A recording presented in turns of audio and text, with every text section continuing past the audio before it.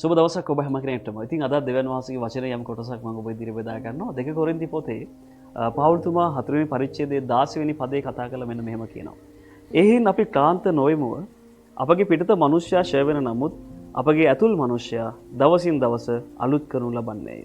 මොහොතකට පවතින අපගේ සැහැල්ලු වූ දුක පෙනෙන දේ නොව නොපෙනෙන දේ බලා සිටින්නා වූ අපට ඊ타ත්ම වැඩි වශයෙන් සදාකාල තේජස් භාරයක් සාදන්නේය.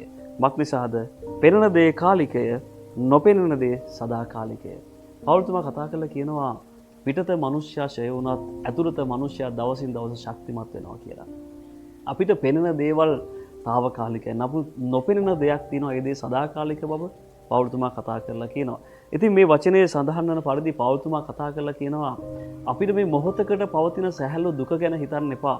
සදාකාලික දේ ගැන හිතන්න කියලා. දැන් මේ පවුල්තුමා සැහැල්ලු දුක කියලා කතා කරන්නේ ඇත්තටම පවුල්තුමා මේ වෙද්දී කසපහර 39 පහක් විතර තැලුම් කාලා, නැව් බිඳිලා, ගුටි කාලා, ගල් ගැසුම් කාලා එයාගේ ජීවිතේ අප්‍රමාණ දුකක් යේසුස් වහන්සේට විඳපු කෙනෙක්.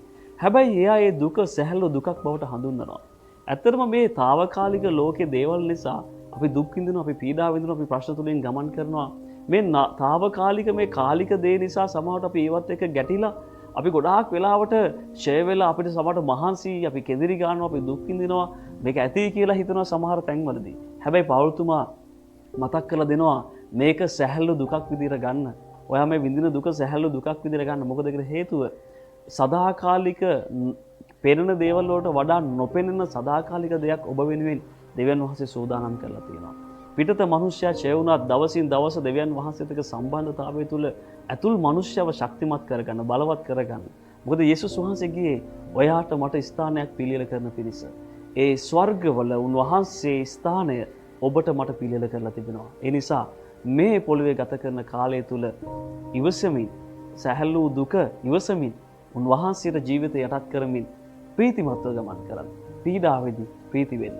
මේක තමයි අපි කරන්න ඕන කිතුමන් විදිහට. ඒ නිසා මේ වචනෙන් ඔබ ශක්තිමත් වෙන්න ඇති කියලා මම විශ්වාස කරනවා. නැවතත් වීඩියෝ එකකින් හම්බ වෙනකන් ඔබ හැම කෙනෙක්ටම සුබ දවසක්.